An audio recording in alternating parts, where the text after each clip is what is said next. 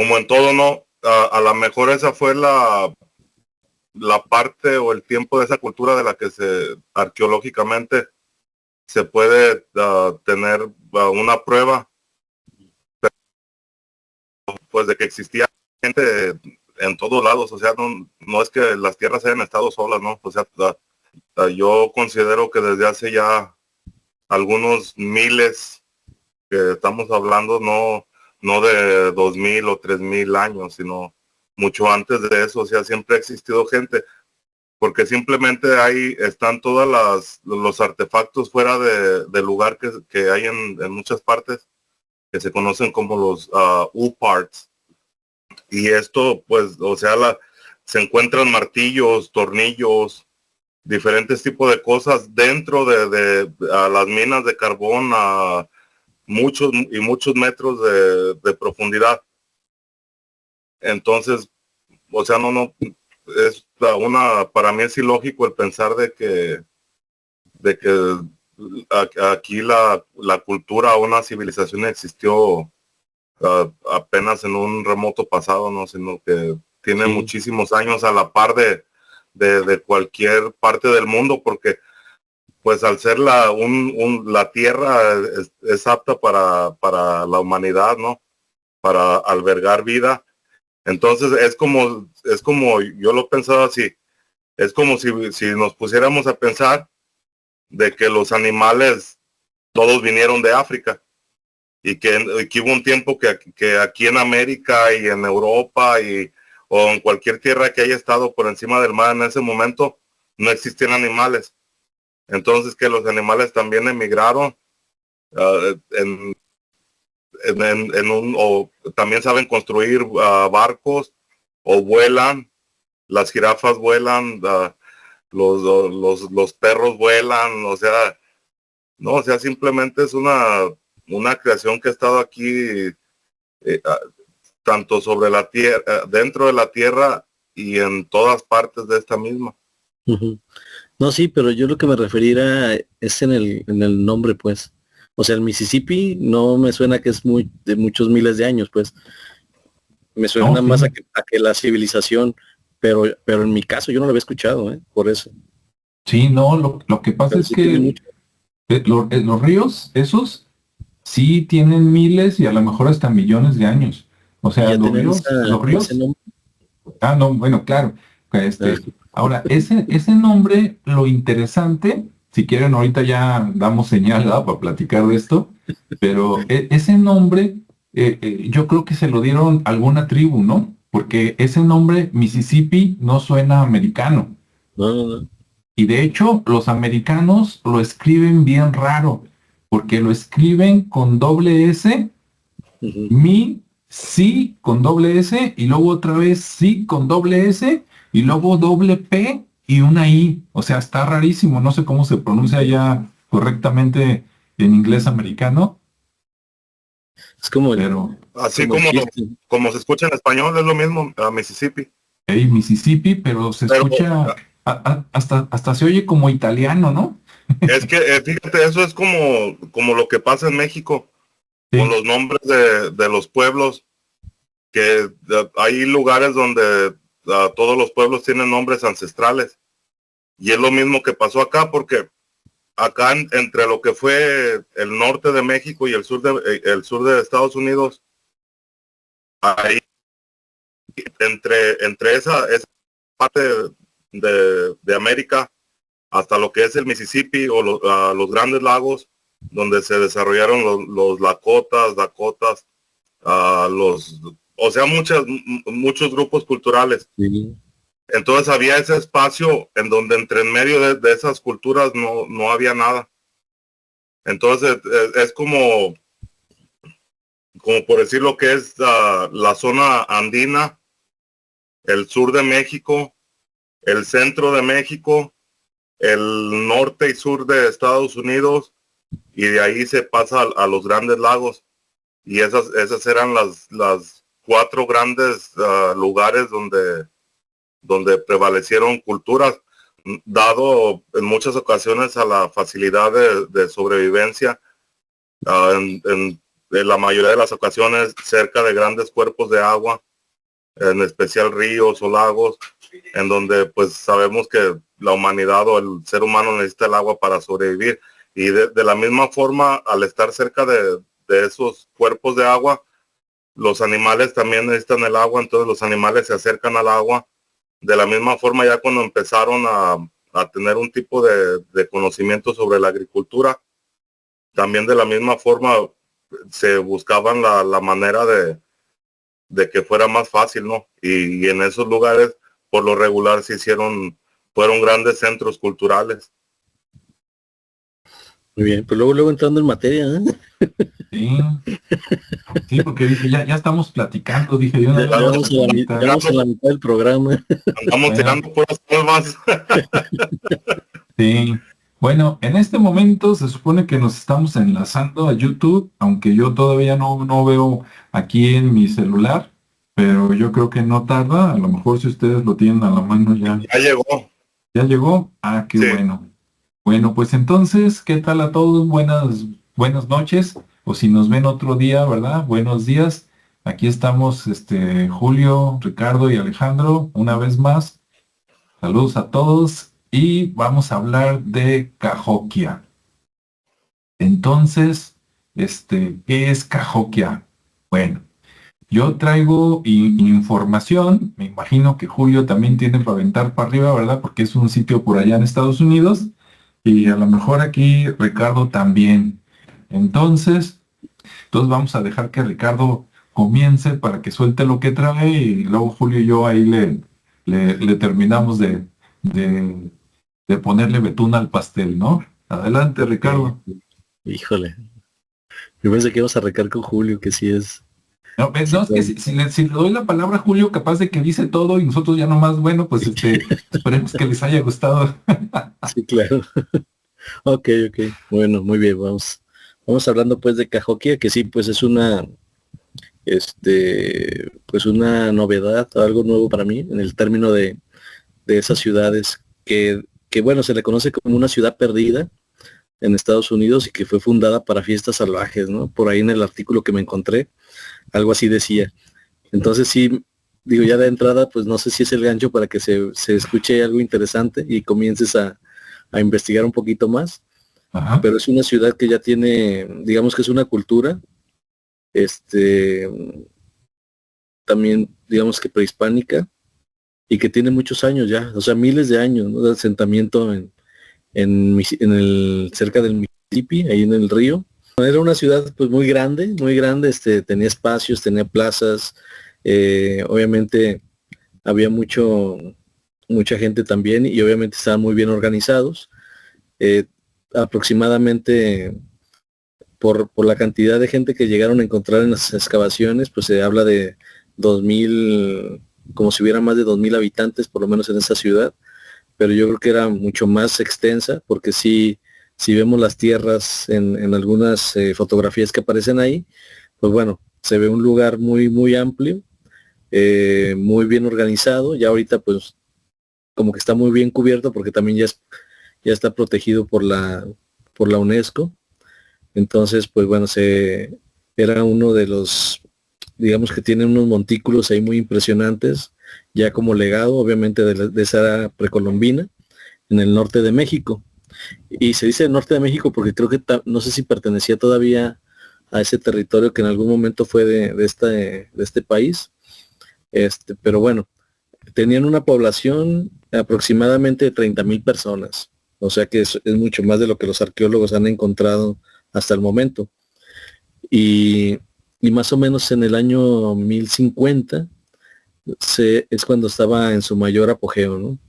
Entonces estamos hablando que era una ciudad muy grande y también se le decía que era muy cosmopolita. Me imagino que por el tránsito y la variedad de posiblemente culturas o personajes que en ese entonces había por ahí, ¿no?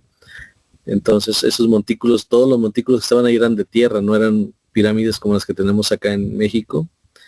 Y pues cómo eran las fiestas, bueno, durante días había comida, había bebida, hacían obviamente tener un ejército y también había mucha artesanía, ¿no? también cazaban había, digamos que gente especializada en la caza, otros en la recolección de bayas, frutas, verduras. En sí, estaban muy bien organizados, tenían sus viviendas donde podían dormir, y sus plazas, ¿no? Que eran para festejos y para ceremonias. Entonces, sí es interesante. También la artesanía que se maneja ahí es con barro, pero tienen unas caras muy, muy características de por allá, con ojos muy pequeñitos, rasgados, y bocas con labios muy delgados y con los dientes muy marcados. Entonces también en esa parte de la artesanía, pues también hacían sus herramientas y sus armas. Y bueno, pues ahí lo dejo como esa parte, ¿no? Ok, bueno, pues en caso de que alguien acabara de entrar ahorita, estamos hablando de Cahokia. ¿Qué es Cahokia? Que se escribe Cahokia, ¿verdad? Cahokia, pero en Estados Unidos es Cahokia.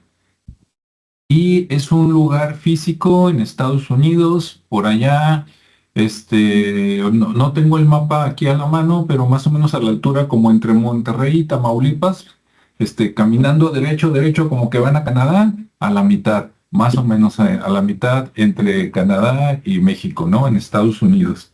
Como comentaba Julio antes de que saliéramos al aire, está en una región que se le conoce como la región de los Grandes Lagos o de los Grandes Ríos. Por ahí creo que se juntan o pasan 4 ríos. Yo nada más me sé el nombre del río Missouri y el río Mississippi, que se juntan precisamente ahí donde está Cahokia. Los otros 2 ríos por ahí pasan relativamente cerca, pero no me acuerdo esos cómo se llaman, ¿no? Entonces por ahí queda Cahokia. Y voy a hacer aquí un paréntesis para mencionar algo que yo creo que casi nadie sabe. Resulta que Cahokia está muy cerca de lo que hoy se conoce como San Luis, Missouri. Ok. Seguro en Estados Unidos, por películas o lo que sea, mucha gente conoce el lugar o por lo menos lo ha escuchado. Ah, bueno. Pero ¿sabía usted que San Luis, Missouri, antes de ser San Luis, Missouri, era la Nueva Madrid? ¿A qué no? Ah, pues así como acá en México teníamos la Nueva España, la Nueva Galicia, ¿sí? La Nueva Valladolid, pues resulta que allá se fundó la Nueva Madrid. En el año, si no me engaña por acá la inteligencia artificial, en el año de 1789 se funda la Nueva Madrid. Ya después de algunos años, ¿verdad? Se cambia por los ingleses y se le pone San Luis, Missouri. Pero San Luis, Missouri era la Nueva Madrid. Entonces, seguramente si hablamos con historiadores antiguos de esa ciudad, que de veras les interesa saber la verdad y no lo que les dicen en la escuela, seguramente por ahí vamos a ver calles en español o buscando palabras en español de esos antiguos lugares. No sé si era o no territorio español, pero de que llegaron los españoles, si era Nueva Madrid, sí. Entonces yo nunca en mi vida había escuchado de Nueva Madrid, y menos hasta allá. Encontró en 1811 y la describió, incluso creo que le mandó una carta al que estaba de presidente de los Estados Unidos, diciendo que ahí en el río Mississippi y el río Missouri encontró montes o cerritos. En muchos lugares van a ver en español la palabra montículos, ¿no? Que se oye como albur, ¿verdad? Porque termina en ser. Pero montículos. ¿Qué son los montículos? Pues son cerritos, ¿no? Hagan de cuenta como hacen ustedes una pirámide tipo mexicana, así escalonada, como los aztecas, los mayas, la abandonan y después pues llega la selva, llega la tapa la tierra con el tiempo. Ah, pues esos cerritos que debajo hay una pirámide, son los famosos montículos, ¿no? Que en inglés a los habitantes de Cahokia, que realmente no saben cómo se llaman, hasta donde yo sé, ya veremos Julio qué nos dice, que no saben cómo se llamaban y les llaman los mound builders, o sea, los constructores de montículos o los constructores de cerritos. ¿Por qué? Porque cuando llega este explorador que les mencionaba en 1811, llega a un lugar y dice, nada más crucé el río, no sé si el Mississippi o el Missouri, pero dice, nada más lo crucé y me encontré 20 montículos de forma circular, redondeada. Dice, y fácilmente podrías imaginar que debajo había o edificios o pirámides. Dice, después caminé, creo que 600 o 700 metros más, dice, y me encontré otros 6. Y después caminé más y me encontré otros. Total, que estaba lleno de montículos, que después llegaron otras personas, se escarbaron y efectivamente que eran antiguos edificios, muchos con formas rectangulares, así tipo, pues tipo México, ¿no? Tipo las pirámides de México, pero por allá en Estados Unidos. La antigüedad de Cahokia depende de dónde encuentre la información, va más o menos como desde el año 600 después de Cristo hasta el 1350 después de Cristo. O sea, esa es la etapa que digamos que era la cultura cajoquia, ¿no? Claro que esas personas que estaban, digamos, en el año de 600 después de Cristo, seguramente antes había ya otras tribus, o sea, esto viene de culturas anteriores, pero que en esa época se juntaron y digamos que le dieron las características de lo que hoy conocemos como Cahokia, tanto en forma de vida, política, escultura, etcétera, ¿no? Cultivaban y como ahí tenían el agua de los ríos, cultivaban y comían frijol, maíz y calabaza. Seguramente otras cosas mal, pero tenían esas, ¿no? Las famosas tres hermanas que se comparte con toda pues, América, ¿no? Prácticamente. Lo mismo que se comía en México, se comía por acá. Y pues como decía Julio, dijo que en su mayor momento, Ricardo dijo que en su mejor momento habían 30,000 personas. Yo encontré que supuestamente entre 10,000 y 20,000, ¿no? Pero como los arqueólogos siempre y los historiadores tratan de sumarle hacia abajo, no hacia arriba, porque ¿qué van a decir de mí si me equivoco? Ok, vamos a dejarlo entre 20,000, 30,000 personas, ¿no? La ciudad abarcaba algunas hectáreas y abarcaba los dos lados del río.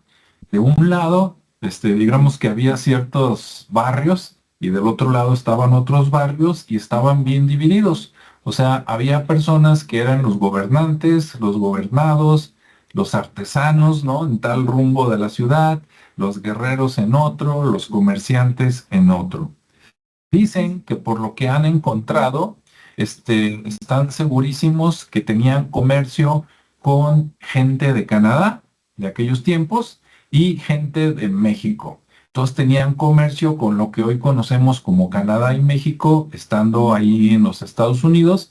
Entonces probablemente les llegaban cosas que estaban hechas, pues por allá, de los aztecas, de los mayas, ¿no? De los chichimecas y seguramente allá en Canadá, no sé cuáles sean los nombres de las tribus, pero digamos que de allá también, entonces era un lugar no solo de paso, sino que era una ciudad de comercio. Hagan de cuenta que era Nueva York, pero en aquellos tiempos, ¿no? Y déjenme ver qué más, porque y qué dice mi acordeón. Ahora, la época buena, la época así florescente de ellos fue del 900 después de Cristo, más o menos como al 1100, 1150. Dicen que después del siglo XII, o sea, 1100, 1150, empezó un poquito a decaer la ciudad. Quiere decir que la ciudad tenía menos gente y la gente empezó a emigrar a otros lados hasta que entre 1350 y el año 1400, Cahokia quedó abandonada. Y hasta que la encontraron, digamos, los exploradores, no se menciona nada de los españoles, pero aunque los españoles lo hubieran encontrado antes, esto nunca hubiera quedado registrado en la historia americana. Entonces nunca lo vamos a saber, pero cuando llegaron los ingleses, los franceses, pues sí, encontrar a un Cahokia, como les decía, del explorador, ya bajo varias capas o varios centímetros de tierra, ¿no? Ya como cerritos, como montecitos. Bien, ¿qué más hay por aquí? Déjenme ver si hay algo relevante.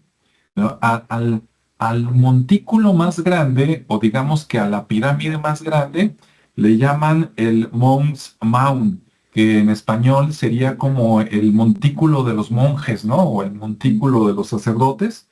Y bueno, de momento eso es todo. En los videos que vi y en las fotografías que vi de las herramientas de barro, de las figurillas, yo las veo y hagan de cuenta que estoy viendo herramientas de por acá, de los pueblos de México.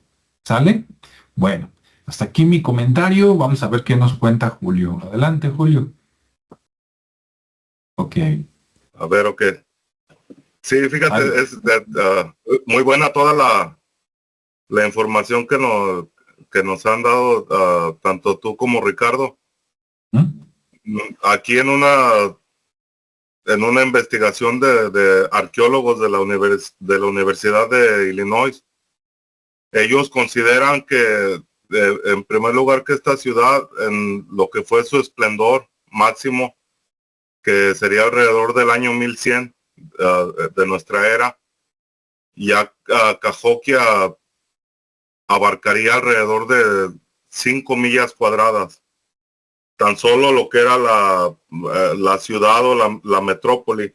Entonces, si en este tiempo comparamos una ciudad de 5 millas cuadradas, entonces podemos ver que en realidad era bastante la población, que en muchas investigaciones se habla de alrededor de entre 10,000 y 30,000 habitantes, que en otras fuentes que a lo mejor no son muy confiables, se habla de hasta 500,000 habitantes, ¿no? Que no tan solo vivían en esa ciudad, que sabemos que en aquellos tiempos mm, era por lo regular la clase de los sacerdotes, los que vivían más dentro de la ciudad o alrededor de las ciudades, porque las ciudades no tan solo eran como las de ahora para vivir, sino que eran sitios ceremoniales. Por eso es que están todos esos montículos, que esa fue la forma que ellos pudieron hacer para poder de alguna forma representar lo que trataron en todas partes de las culturas que se desarrollaron aquí en América, ¿no? Que esas pirámides, esos montículos, todas esas edificaciones, era para tratar de alguna forma ritualística, el conectar el cielo, que ellos consideraban lo divino, con la tierra. Entonces, eso era gran parte de todas estas, de estos montículos o de estas edificaciones, porque también en esta parte de América del Norte, no tan solo es el asentamiento que se encontró ahí cerca de Missouri, ¿no? O más bien ahí cerca de San Luis, Missouri, sino que hay evidencia arqueológica de la misma clase de edificaciones de estos montículos o cerritos, que data del periodo arcaico, que estamos hablando desde el 8000 antes de Cristo hasta el 500 antes de Cristo. Entonces, yo lo que considero es que fueron culturas que fueron evolucionando, que sabemos por la arqueología que estos pueblos tendían a abandonar las ciudades, que yo lo considero que pasaba alrededor de en muchas ocasiones, después de algún periodo de fuegos nuevos, porque el fuego nuevo era la renovación de todo, que esto era en todas las culturas, todo esto era basado o visto de una forma cósmica, viendo el cielo desde aquí de la tierra, que ellos, todos estos montículos están construidos para poder tener una medida o poder medir los equinoccios, los solsticios, y que a muchos arqueólogos que ya han venido ya después de que esto fue descubierto por allá en los 1800, creo que fue el primer investigador o explorador que descubrió esto. Entonces, como les menciono, se data de hace muchísimo tiempo, culturas que se fueron moviendo, que fueron evolucionando, que hay vestigios o hay sitios, no sé si sean protegidos, como este de Cahokia, en el norte de Luisiana, tanto en el estado de Illinois, donde hay hay estas formaciones de tierra, pero que tienen exactamente la misma forma que una pirámide que podemos ver en México. Entonces, esta era la forma que ellos traían esa cultura, que como lo mencioné aquella vez que hablamos sobre los Hopi, que contrario a lo que dice la arqueología moderna, que todos los grupos llegaron desde el norte hacia el sur, ahí vemos que no es lógico lo que ellos dicen, porque vemos que la cultura viene desde el sur hasta el norte, y vemos la diferencia del trabajo, porque no es lo mismo hacer una pirámide, de labrar la piedra, todo esto, que hacerla con tierra, ¿no?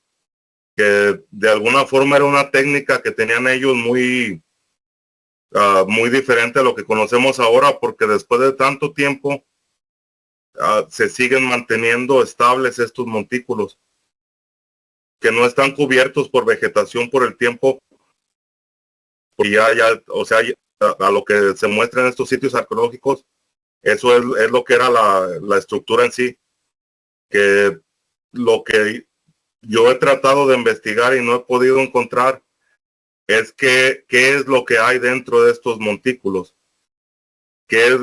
cuál es la técnica que los hace tan fuertes y que se hayan mantenido por mucho tiempo, ¿no? Ese es algo que estaría, o sea, que estaría bien investigar, y que yo he querido investigar, pero no hay mucha información de eso. Ok. Fíjate que de eso que mencionas, Julio, hay lo siguiente. En las culturas de esa época, tanto allá como acá en México y en otros lados, había lugares donde hacían, lo voy a decir como va para que nos entendamos, ¿no? Hacían pirámides de adobe. O sea, en algunos lados, obviamente se adaptan a lo que tienen a la mano, ¿no?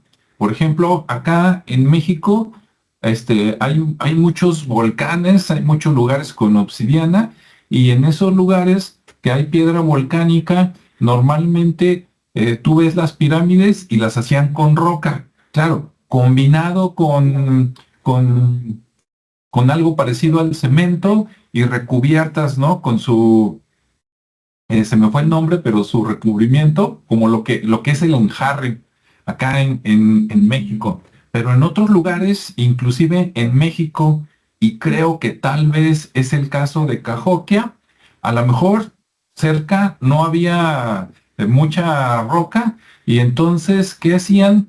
Pues hacían ladrillos, ¿sí? De adobe, que es lodo seco, que a veces lo combinan con zacate y otras cosas para que agarre, lo sacan al sol, se seca y entonces son pequeños bloques como los ladrillos y así iban formando digamos, los edificios, las pirámides.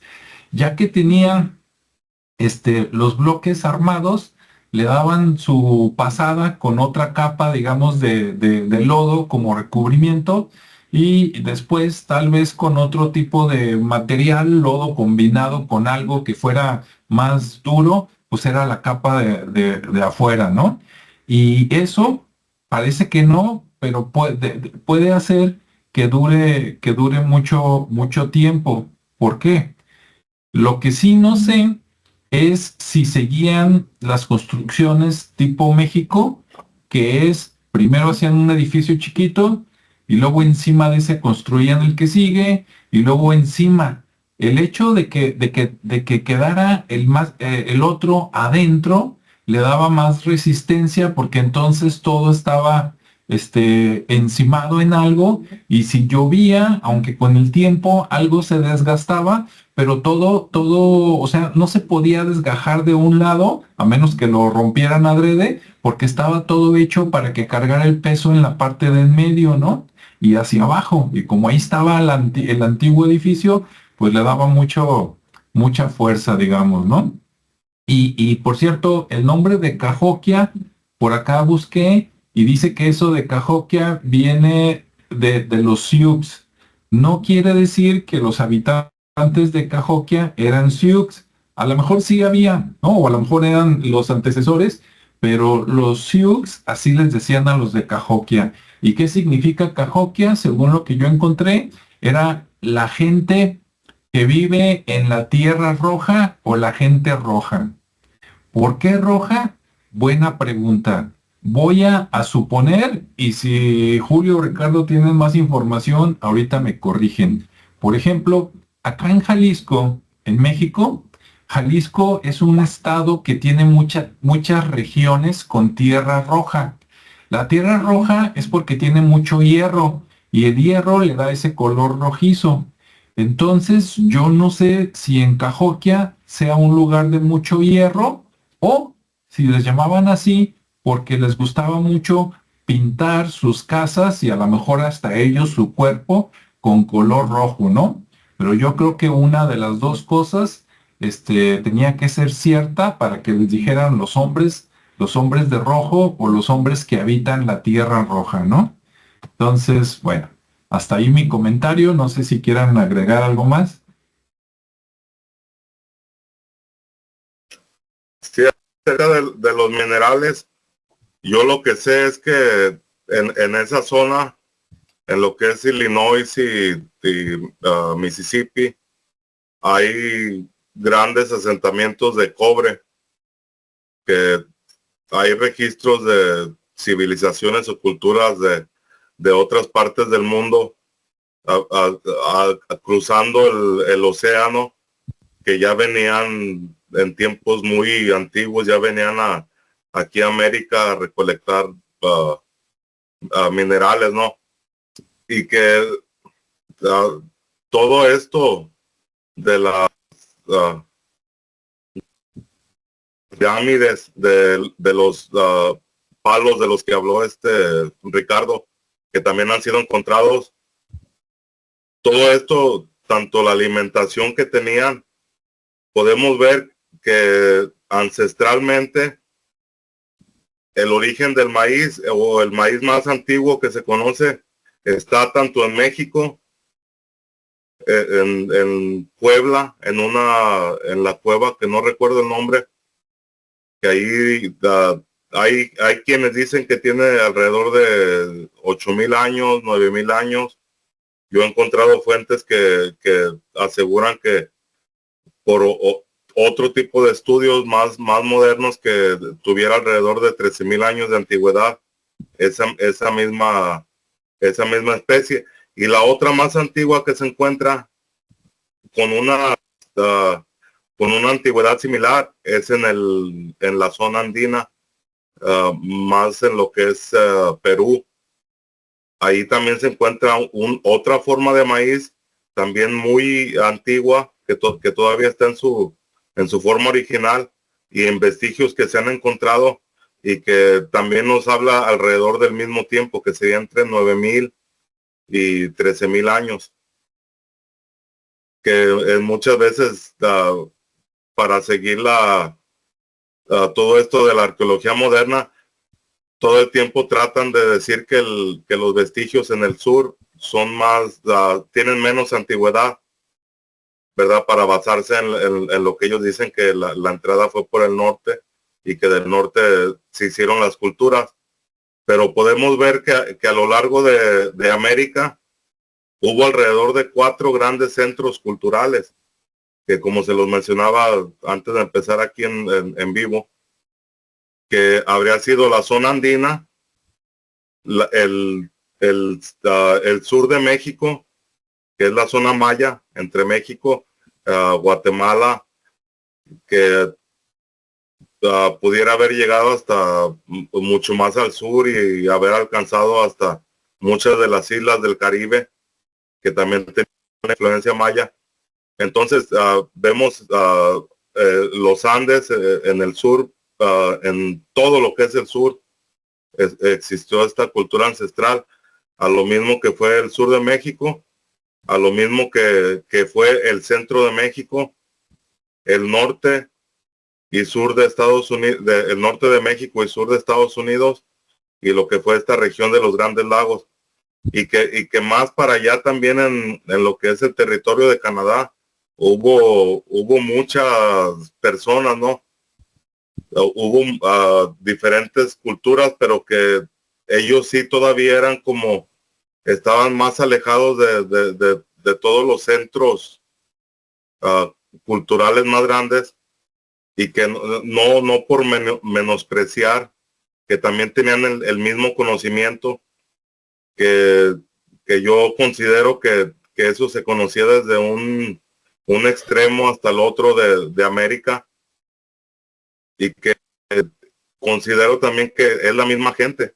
O sea, no hay, o sea, aquí llegó un grupo de personas de todos colores y sabores, que se establecieron aquí, y es lo que es América. Ya en una modernidad, pues ya hay una mezcla genética muy vasta con todo lo que pasó después, ¿no? Pero hablando ancestralmente, era un grupo de todos los colores, de todas las razas, que llegó y se estableció aquí, porque hay tribus ancestrales también que son de gente blanca, o sea, y que se establecieron aquí, y hay grupos también que son de la raza negra, y tenemos aquellos grupos también que son de esa raza amarilla, que no tienen el mismo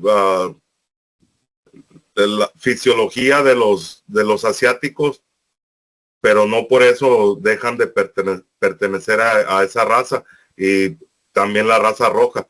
O sea, aquí se desarrollaron todas estas razas de todos tipos, de todos colores, pero todos tenían esa conexión, que era eso es primordial, porque se han encontrado en el sur de aquí de Estados Unidos, donde se desarrollaron los Anasazis, se han encontrado rastros de coca, de planta de coca, se han encontrado rastros de chocolate o de cacao, se han encontrado rastros o sea, de todo lo que había desde el sur de América hasta el norte de América.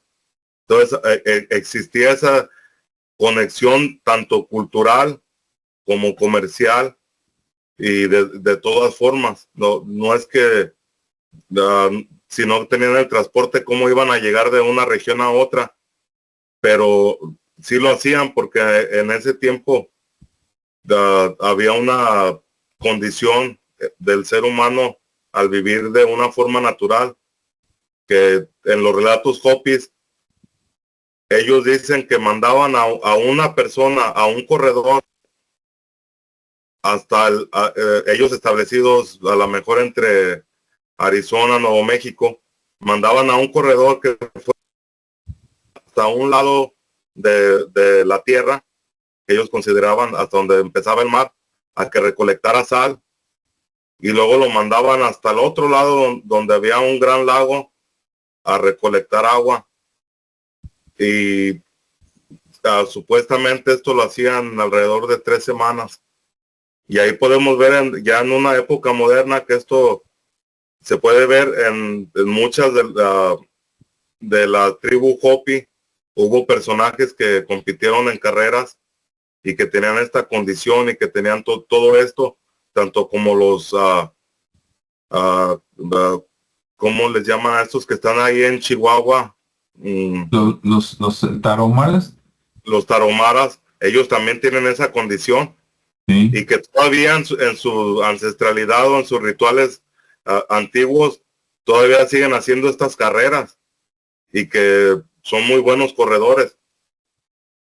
Y también otra cosa que el alimento, que se alimentaban exactamente de lo mismo que se alimentaron todos los pueblos a lo largo y ancho del continente americano.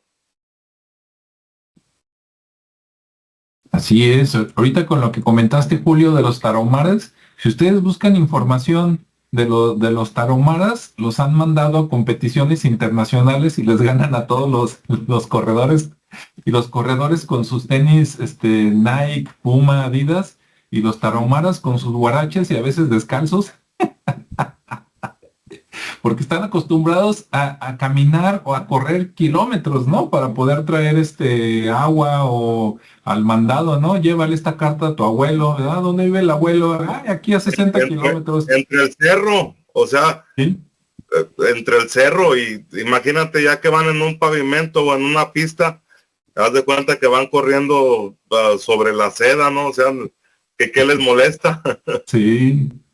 Sí, y ahorita que te fuiste hasta los incas y todo eso, Julio, aprovechando que lo comentaste, fíjense, les comento que como unas 2 horas antes de entrar aquí con ustedes, estaba viendo un capítulo de alienígenas ancestrales, más o menos reciente, con se me fue el nombre, pero Zúcalos, ¿no? Con Giorgio Zúcalos, y estaban investigando que lo que es Puma Punku y Tiwanaku, allá en Bolivia, Perú, lo que la gente conoce y toma fotografías, que le dan una antigüedad más o menos como de 10, 12 mil años, y resulta que ya hicieron un estudio con drones, con la tecnología LIDAR, que fue la que usaron en México y Guatemala para descubrir nuevas ciudades mayas, y que ya los mandaron por allá. ¿Y qué creen?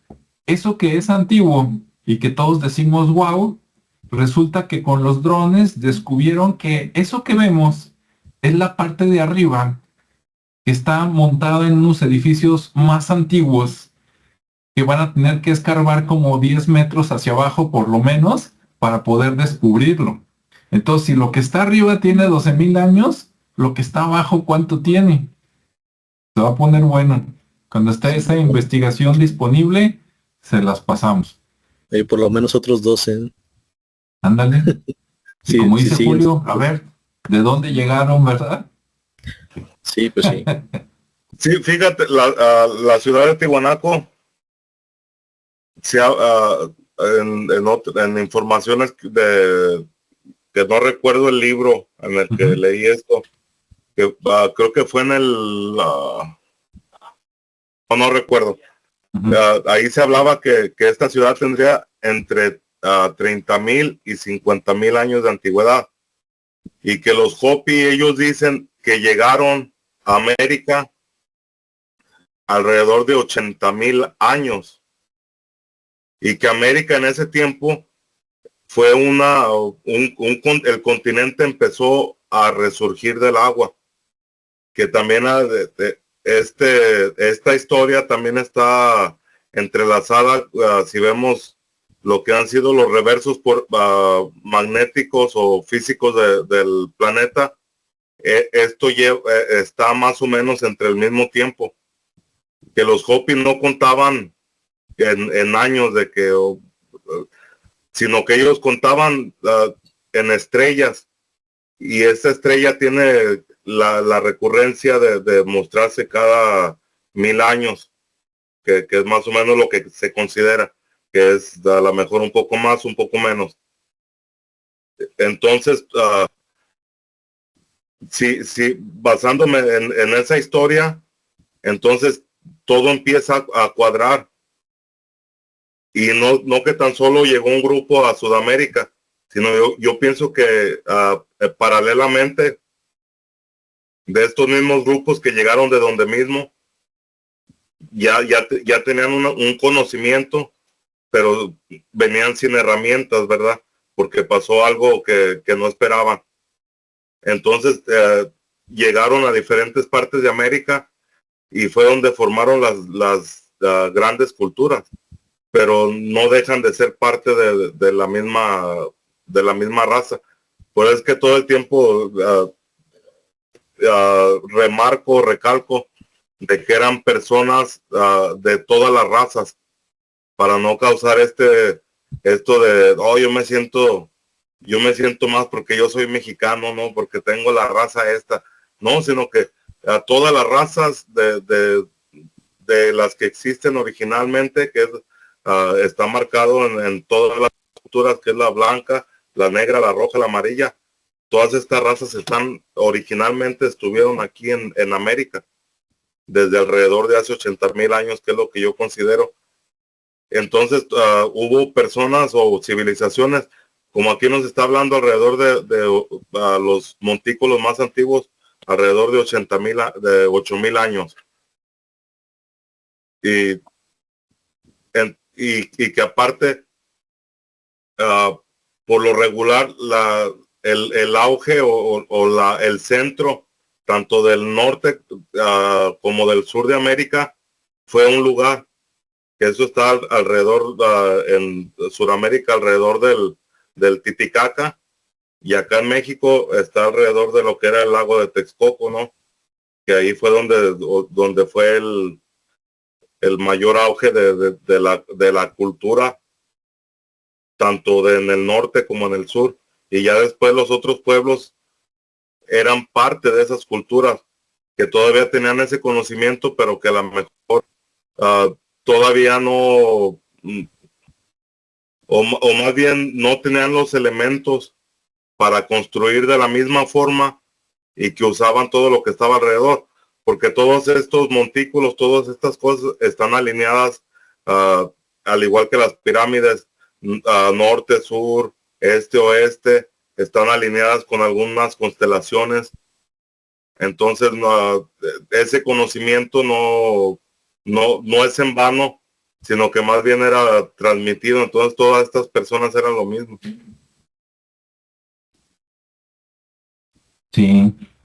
Muy bien. Y bueno, fíjese qué coincidencia que, por ejemplo, Cahokia, digamos que la empiezan a abandonar, dicen en 1350. Dicen que entre el año 1100 y 1350 la gente se empezó a ir de ahí. Ahora, si ahí lo abandonaron definitivamente en 1350, obviamente empezaron antes, y resulta que los aztecas llegaron allá a Texcoco como en el 1315. No digo que sean descendencia directa, ¿no? Pero en aquel tiempo yo creo que estaban más comunicados de lo que nosotros suponemos, y a lo mejor por allá les dijeron, oye, pues allá en el sur hay jale, ¿no? Y hablamos el mismo idioma, entonces, ¿qué onda? Allá hay trabajo, hay más gente, y pues vámonos a la aventura, ¿no? Aparte de todas las otras tribus que estaban ya en Estados Unidos también hacia los lados. Uno no sabe. Imagínense, en aquellos tiempos era al revés, ¿no? En lugar de que te brincaras el río para ir a buscar trabajo a Estados Unidos, capaz de que te decían, oye, allá abajo hay jale.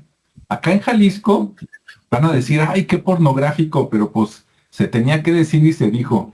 Hace entre 1000 años y 2000 años o más, aquí en Jalisco, las mujeres en edad casadera andaban desnudas de la cintura hacia arriba. Entonces, imagínese usted el espectáculo, ¿no? Que les dicen allá arriba los de Utah, los de Cahokia, oye, allá en el sur hay trabajo, hay comida y las chicas están que no te la cuento. Y Dicen, andan en pues top. vámonos de vacaciones o dar una vuelta, ¿no? Era el spring break, pero hacen. Oye, pero también retomando ese comentario, como era una ciudad así muy bogante y que tenía de todo y que había mucho trueque, mucho comercio, también llegaron así digamos que otras tribus y empezaron a estar ahí Sí, y llegó a sobrepoblarse. Entonces esa sobrepoblación también les causó que ya no había nada de comida. sí, o una guerra también. También eso provocó que se fueran Sí, las por ahí envidias, yendo. las envidias. Y pero fíjate que se dice que cuando se empiezan a diseminar, por así decirlo, Ajá. o se empieza a desaparecer, porque no desaparecen, simplemente disminuye la población, es cuando empieza a crecer realmente digamos que la parte moderna, ¿no? Porque luego también llegan los españoles, llegan los franceses y se hace un relajo ahí, pero que cuando empiezan a desaparecer es como cuando se vuelven a recuperar, ¿no? Como que les llegó el segundo aire y ya sabían qué tenían que hacer y qué no. Entonces se volvió también más bogante la ciudad y la civilización. Y luego, como bien decía Julio, como tenían sabían manejar muy bien los metales, el cobre, pues también había más, hacían unas máscaras, trabajaban mucho el cobre como la especie del repujado. Sí, entonces hacían placas de cobre y empezaban a hacer ahí sus figuras, sus grabados, y pues bueno, eso también lo cambiaban o lo comercializaban, ¿no? Eso, o sea que también podemos hablar que había una producción ahí de cobre bastante interesante y por lo cual también llegaron a después los ingleses y demás a hacer búsqueda de minas, pero también así históricamente pues ahí surge una de las empresas más importantes del mundo en el tema del maíz, de las semillas. No voy a decir nombres, pero sí surge en San Luis, Missouri, y la funda un mexicano, y ya posteriormente la vende y lo compra otra más grande de ya de inglés, de Inglaterra, ¿no? Pero bueno, y qué más ahí, digo, ya aprovechando que tomé la palabra. este, y bueno, pues sí, al ser una ciudad tan antigua, también tenía hablábamos de los ritos, ¿no? También tenían un juego de pelota, tenían sus canchas para jugar pelota. No se menciona cómo era la regla como acá en México, en Tenochtitlan, pero también tenían eso y había hablaste del monte del monje, y también tenían como le llamaban, como monte 72, que era donde hacían que estaba cubierto de palos, pero era donde hacían ¿cómo se llama? Sus rituales, pero más bien rituales, sus sacrificios.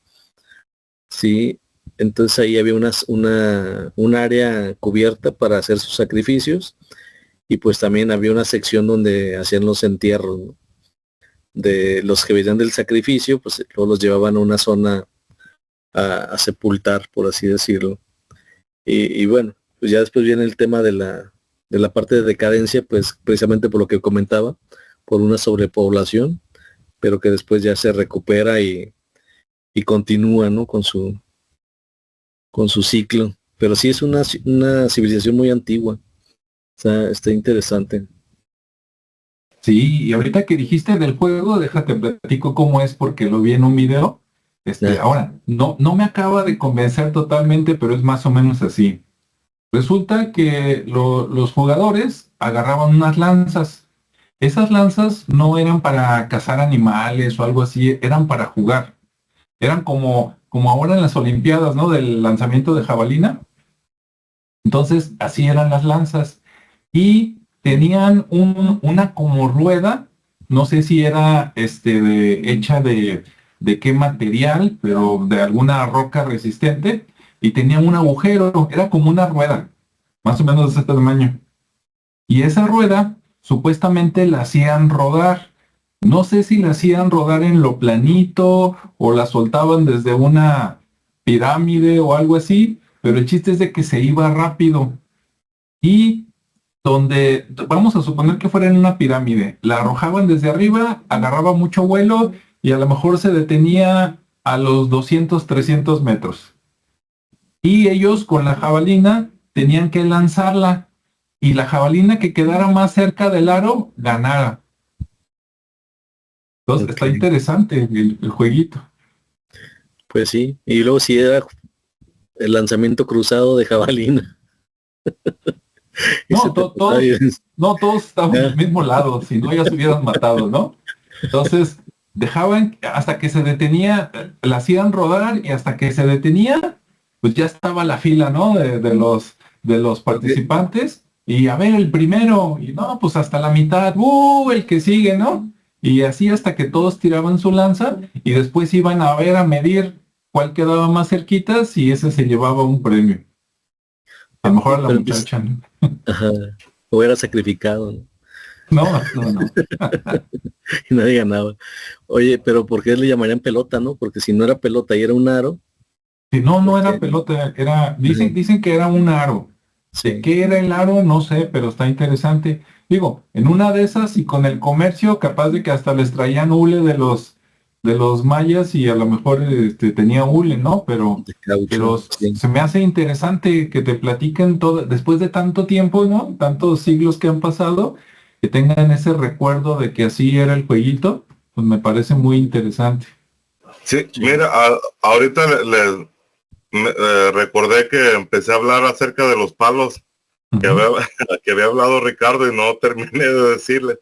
Entonces, esos palos que encontraron, hay arqueólogos que los han considerado como esos mismos palos que se usaban para los voladores de Papantla, que ujú, ellos les llaman en una manera general como los danzantes del cielo.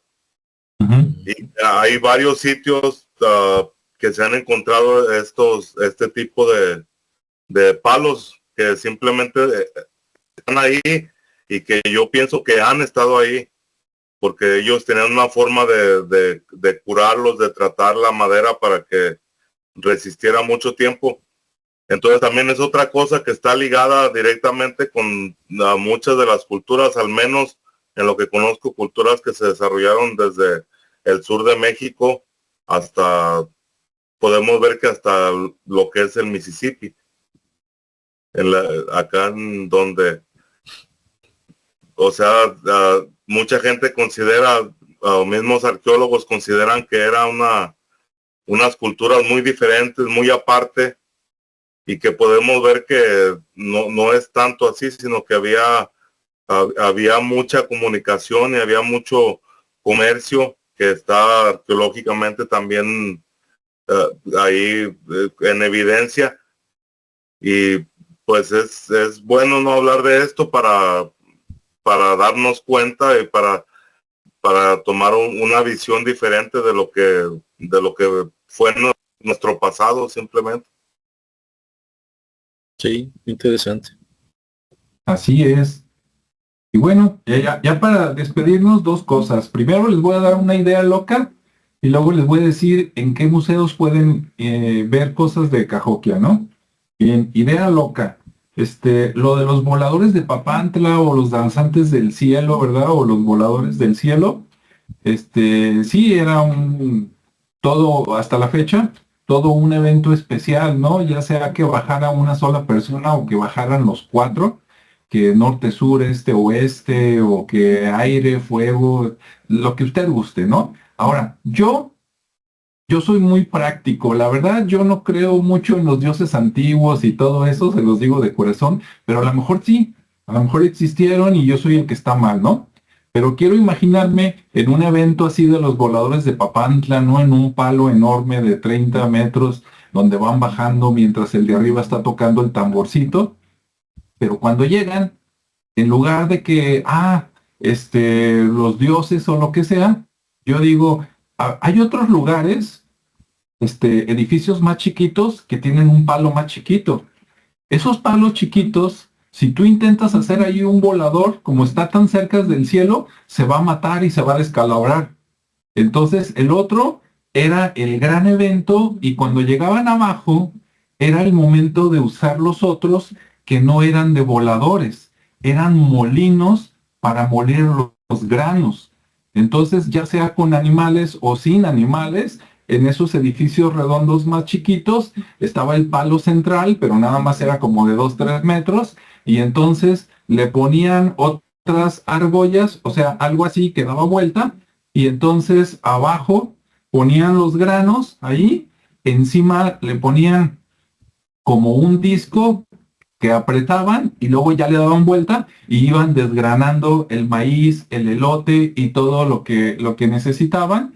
Y eso era parte del otro evento. Era como, mira, ya salió Taylor Swift, ahora sí vamos a chambearle, ¿no? Pues acá ya bajaron los voladores, ahora vamos a darle ahora sí a la desgranada de maíz, porque esto es una fiesta, porque vamos a convertirlo en masa, en tortillas y en otras cosas, ¿no? Es que fíjate que ese punto que estás diciendo, Alejandro, es bien importante, porque toda la ritualidad de estos grupos, las culturas ancestrales, era basada en el maíz.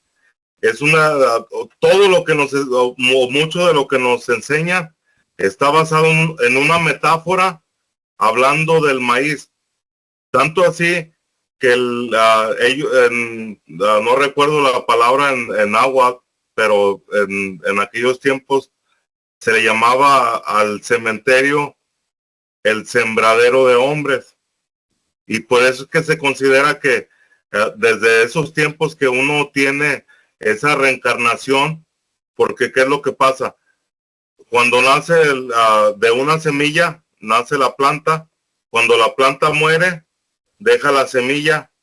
Esa es la muerte. Y la semilla pasa por esa transformación para volverse a convertir en vida otra vez. Entonces, por eso es que veían el tiempo como ciclos, porque es un ciclo. Había como el ritual que conocemos ahora el 2 de noviembre como el Día de los Muertos. Eso no era el Día de los Muertos para los grupos ancestrales. Eso era el día de la cosecha, que era la cosecha final del año, alrededor de esos días, y que ahí celebraban precisamente todo lo que habían recolectado por su trabajo, por el año, y sabían que en tiempo de invierno no iban a tener el sustento.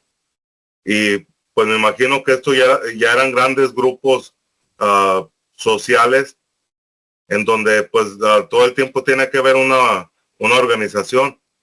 Entonces se hacían los rituales basados en la naturaleza de lo sagrado, porque en la misma, en todo lo que es la cultura tolteca o azteca, mexica, ahí podemos encontrar primeramente que ellos consideran a Quetzalcóatl, que Quetzalcóatl es para estas culturas, o para estas culturas era la naturaleza de la vida, que era Ejecatl, Quetzalcóatl, que era el aire, Quetzalcóatl, del creador. A Quetzalcóatl se le atribuye el dar ese grano, ese maíz, ese sustento sagrado de gran valor que está mencionado en muchas crónicas antiguas, que simplemente era el dar gracias a la tierra, el dar gracias al aire, a la vida, y poder tener ese sustento, porque ellos veían al maíz como pues, lo más sagrado que existía. ¿Por qué? Porque era lo que daba el sustento. Eso también tú hiciste alguna vez, que fue como llegué a tu canal, Alejandro, aquel programa acerca de Sí. ¿cómo se llama? Del símbolo egipcio, la cruz De Elang. Ándale, de egipcio, Y las bolsas, sí. que lo relacionaste a una herramienta que servía para cultivar, Ajá. y que como te vuelvo a mencionar, todo eso era la ritualidad, eso era lo sagrado que consideraban a todos los grupos ancestrales, porque de ahí, de ese conocimiento de cómo sembrar, fue donde se empezaron a hacer las grandes culturas, los grandes pensadores, donde viene todo, o sea, todo este conocimiento ancestral, porque ya no se tuvieron que estar moviendo de lugar en lugar, llegaron a establecerse, ya no tuvieron que preocuparse que iban a comer porque ahí estaba el sustento. Algo que yo no sabía, que el maíz crece en alrededor de 12 a 14 días, que unas personas me estuvieron platicando de esto.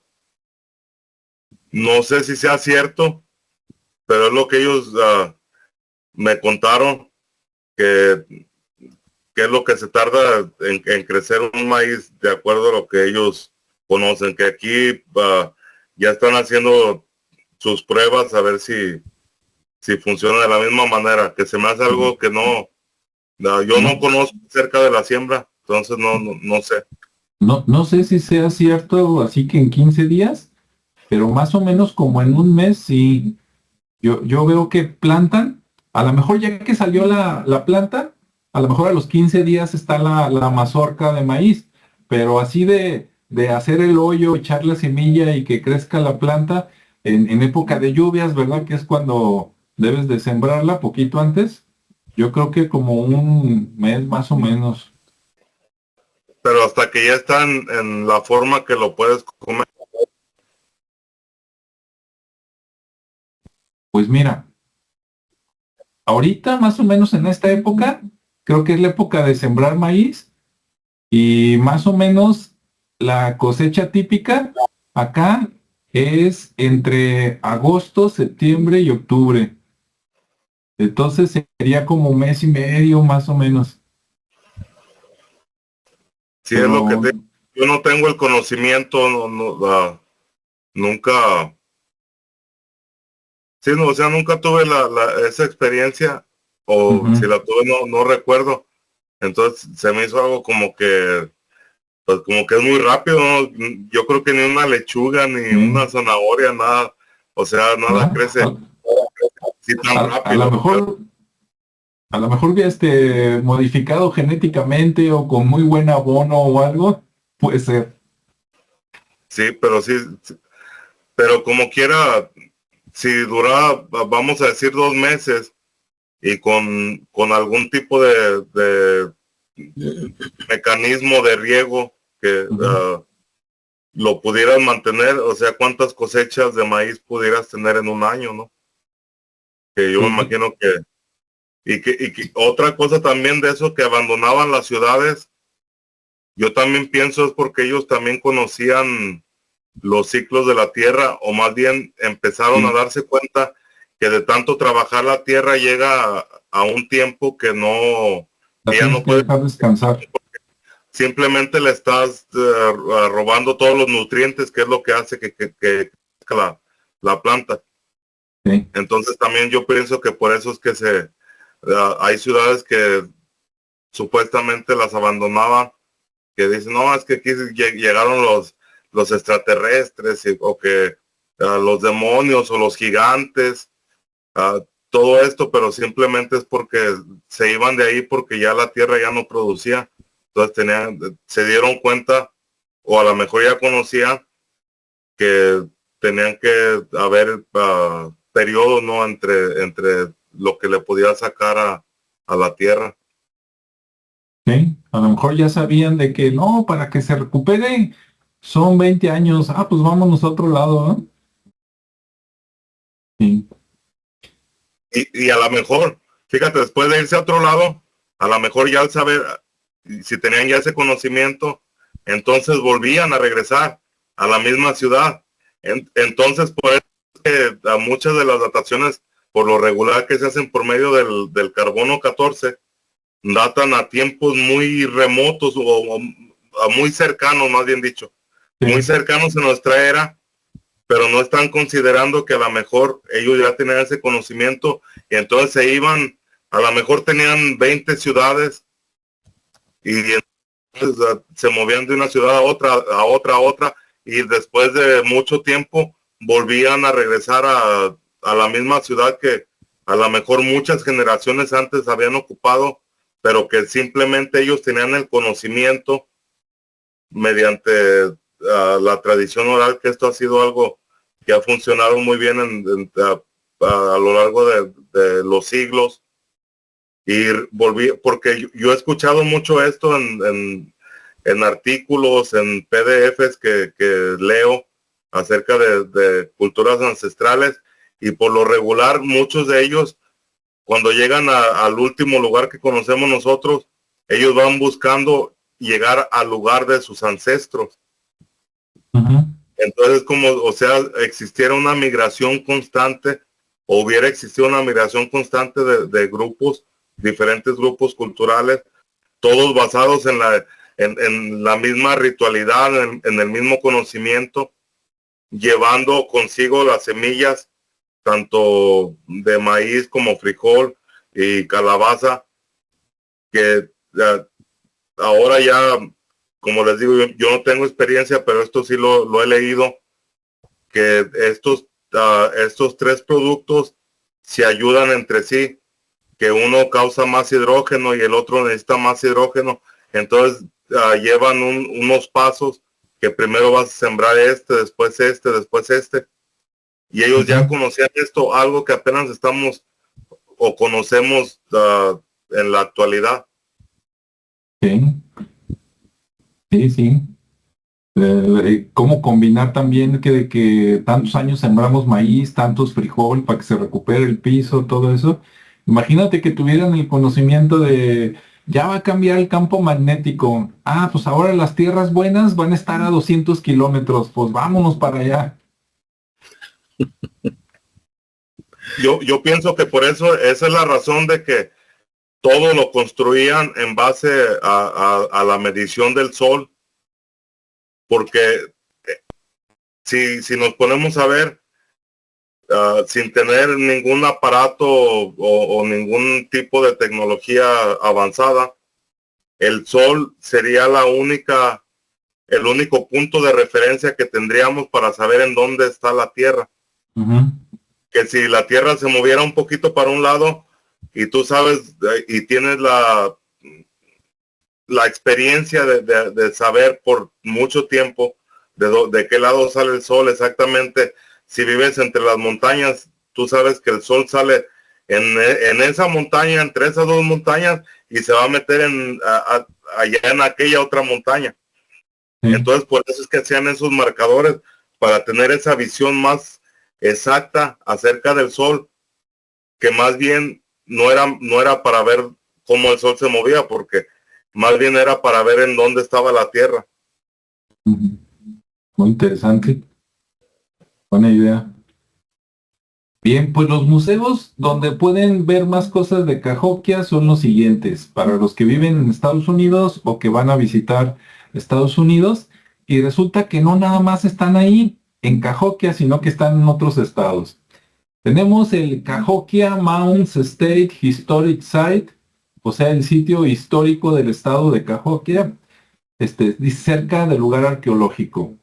También está el Museo Smithsoniano de Historia Natural en Washington. Entonces, para los que viven allá cerca de Washington, desde allá pueden saber de Cahokia. También está el Field Museum, supongo que es como el Museo del Campo, en Chicago. Y por último, no, está también el Missouri History Museum, también ahí en el estado, pero más alejadito. Y por último está el British Museum, allá el Museo Británico en Inglaterra también tienen una sala de Cahokia. Y pues listo. No sé si quieren comentar algo más o dar algún saludo o algo de despedida.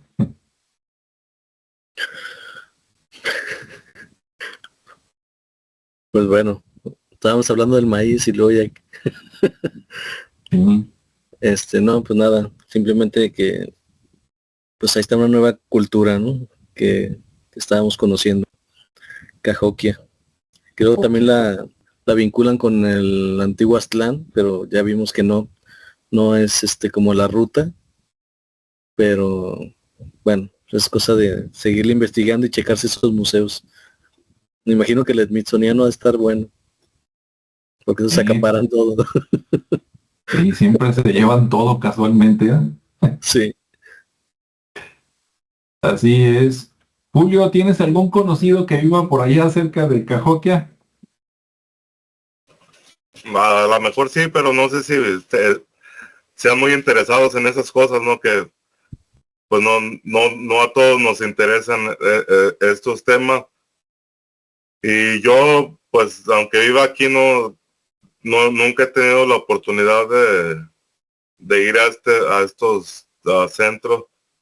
Aquí lo más cercano que tengo o está como a 2 horas, pero son sitios que le llaman de la civilización Clovis o de la cultura Clovis, que datan de Más alrededor de antiguos. 17,000 años.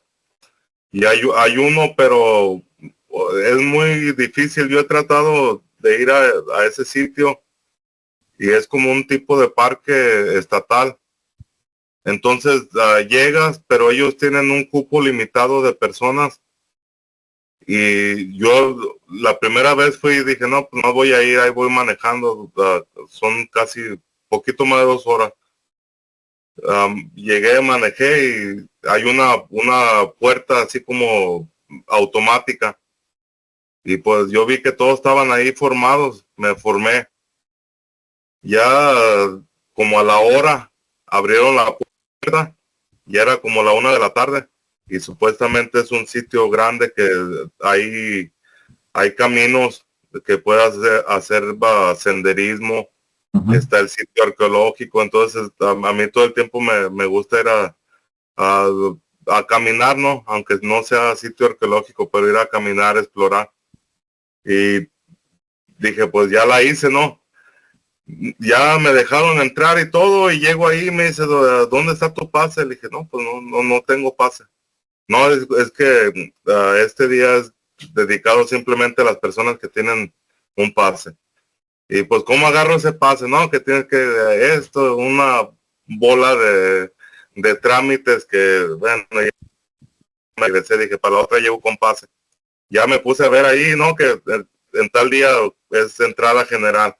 Llego tal día, 7 de la mañana, ah, no puedes entrar porque el parque ya está lleno. Ujú. Tienes que esperar hasta las 2 de la tarde a ver cuánta gente sale y a ver cuánta gente hay por delante de ti. Y no, ya dije, no, sabes que ya me quedo con las ganas mejor. Está bien, ¿no? Pues cuando ocupes algo, Julio, acá te hacemos una carta en inglés diciendo que eres un corresponsal en Estados Unidos de acá, de un canal de México, cultural, a ver si ayuda. A lo mejor así sí dejan entrar, ¿no? Sí, Sí, puede ser que sí. ok. Pues bueno, vamos a agradecerles a todos los que estuvieron por ahí. Estuvo conectado ahí Extraterroroso, nos mandó saludos desde hace rato y pues ya le contestamos. No he visto si hay más personas conectadas, pero bueno, gracias a los que estuvieron por aquí y a los que después van a ver este video y que pues lo compartan para que lleguemos a más gente y que nos dejen su opinión por ahí en los comentarios. Muy bien. Muchas gracias a todos. Listo. Bueno, hasta luego y Hasta la próxima. nos Hasta vemos. luego.